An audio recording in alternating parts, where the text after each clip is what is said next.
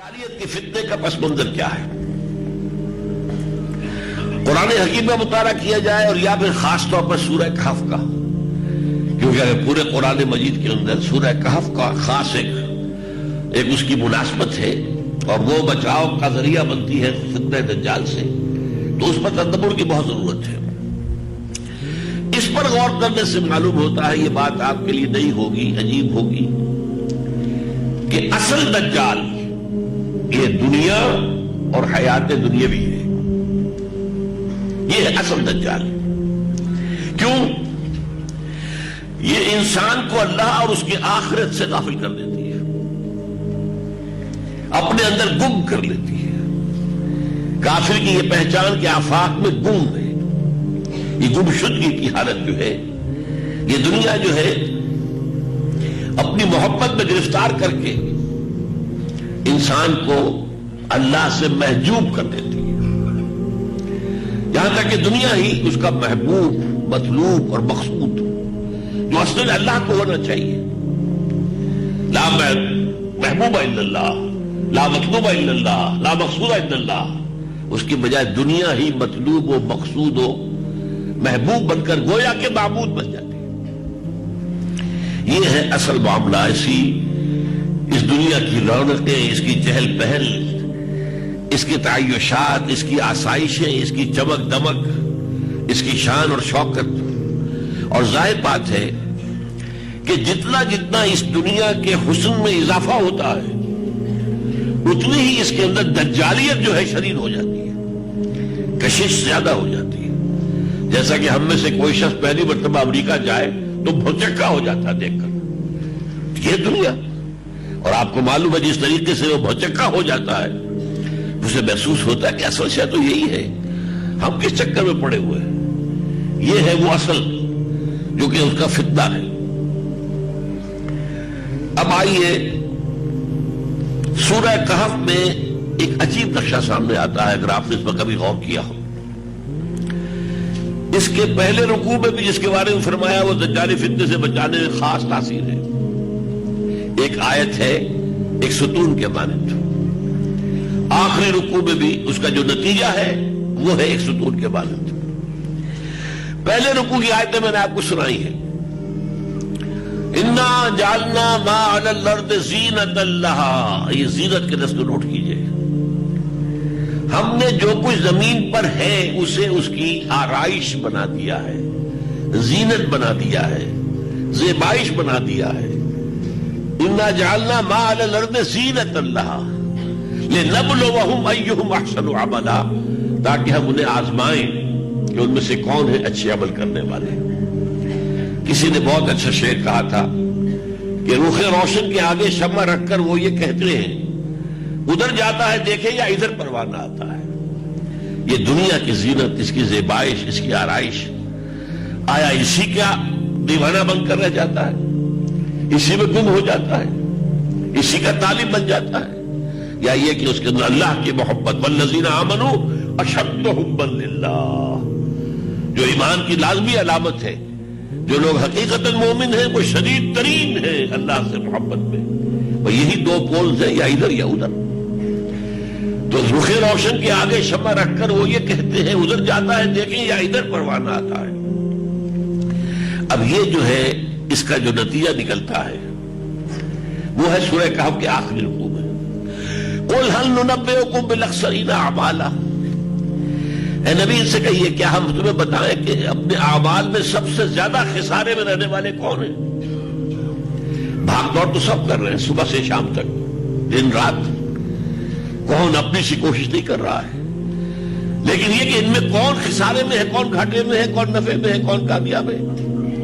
اور خسارے میں اکثر سب سے بڑھ کر خسارے میں، قُلْ هَلْ نُنَبِّئُكُم بِالْأَخْسَرِينَ أَعْمَالًا الَّذِينَ ضَلَّ سَعْيُهُمْ فِي الْحَيَاةِ الدُّنْيَا، وہ لوگ جن کی سعی، جن کی محنت، جن کی بھاگ دوڑ، جن کی جد و جہد دنیا کی زندگی میں گم ہو کر گم ہو جانا۔ الَّذِينَ ضَلَّ سَعْيُهُمْ فِي الْحَيَاةِ الدُّنْيَا وَهُمْ يَحْسَبُونَ أَنَّهُمْ يُحْسِنُونَ صُنْعًا، اور وہ یہ گمان کر رہا تھا ہم تو بہت اچھا کام کر رہے ہیں، دیکھو ہمارا کاروبار کہاں سے کہاں پہنچ گیا. دیکھو کبھی ہماری ایک فیکٹری ہوتی تھی آج 10 ہے، پہلے ایک مل ہوتا تھا آج کتنی ہے. دیکھو میں کہاں سے کہاں ترقی کر گیا. میں آج پاکستان کے صدر ہوں یا وزیر اعظم ہوں. کہاں سے کہاں پہنچا ہوں، میں کہاں سے کہاں پہنچا ہوں. وہ یہ سمجھ رہے انہم یحسنون صنعا اولئک الذین کفروا بآیات ربہم ولقائہ. یہ وہ لوگ ہیں جنہوں نے اپنے رب کی آیات اور اس سے ملاقات کا انکار کیا ہے. فحبطت اعمالہم، تو ان کے تمام اعمال حبط ہو گئے. یعنی کوئی نیکی کا کام کر رہے ہو، کوئی فاؤنڈیشن بنا دی ہو، کوئی جو ہے کوئی خیرات گھر بنا دیا ہو، یتیم خانہ بنا دیا ہو، سمجھ رہے ہم نے بڑا نیکی کا کام کیا ہوا ہے. حبطت اعمالہم. اگر مقصود دنیا ہے تو یہ سارے اعمال حبط ہو گئے. حبطت اعمالہم فلا نقیم لہم یوم القیامت وزنا. ان کی کسی اعمال کا قیامت کے دن کوئی وزن نہیں ہوگا. اولئک الذین کفروا بآیات ربہم ولقائہ فحبطت اعمالہم فلا نقیم لہم یوم القیامت وزنا ذلک جزاؤہم جہنم بما کفروا. ان کی سزا جہنم ہوگی ان کے کفر کے باعث. واتخذوا آیاتی ورسلی ہزوا. انہوں نے میری آیات کو میرے رسولوں کا مذاق بنایا. رسولوں نے بتایا تھا اصل زندگی آخرت کی زندگی ہے، انہوں نے سمجھا یہ نہیں اصل زندگی ہے بابر بیش کوش کہ عالم دوبارہ نیست.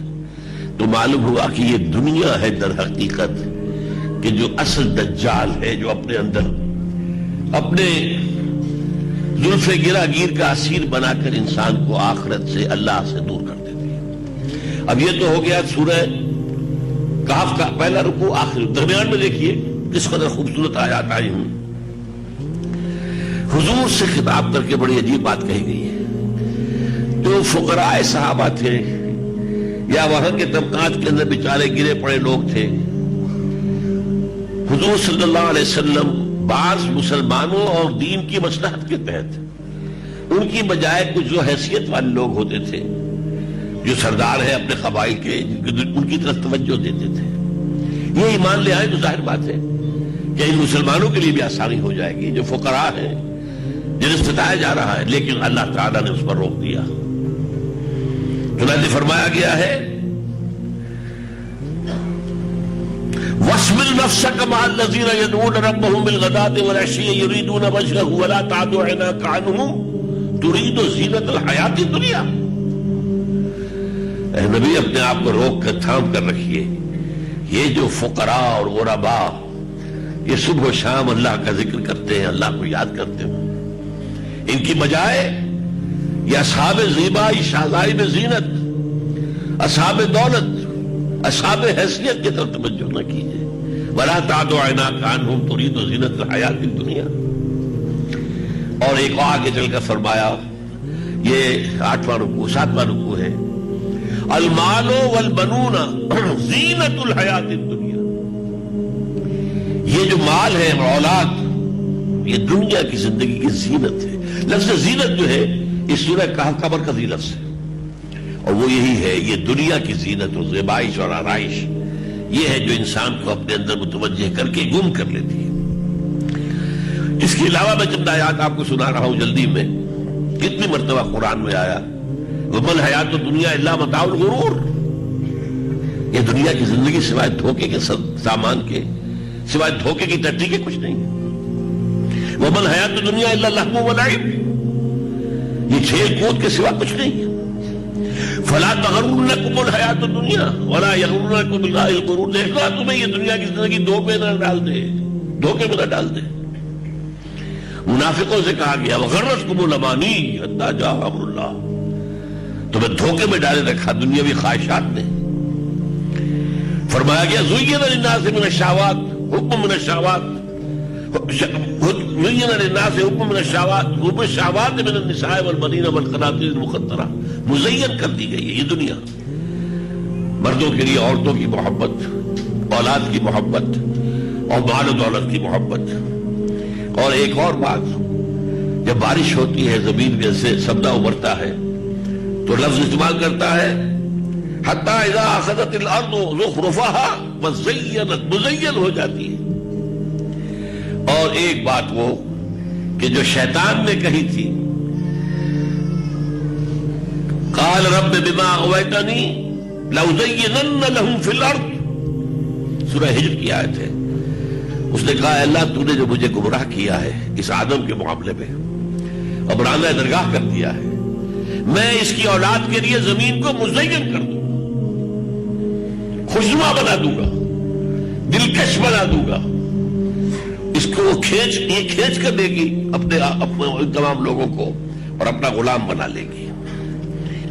یہ ہے در حقیقت پچھلی 3 صدیوں سے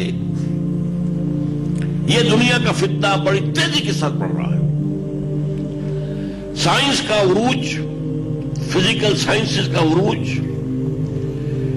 فطرت کی خابیدہ قوتوں کا انسان نے اس کا اکتشاف، پھر کنٹرول، اس مادے کے اوپر جو غلبہ حاصل ہوا ہے، جو نئی نئی ایجادات ہیں، جو آسائشوں کا سامان ہے، جو سہولتیں ہیں، ان سب نے دنیا کی زندگی کو زیادہ سے زیادہ حسین بنا دیا، اور یہی فتنہ بڑھتے بڑھتے جو ہے آج اپنی انتہا کو پہنچا جاتا ہے۔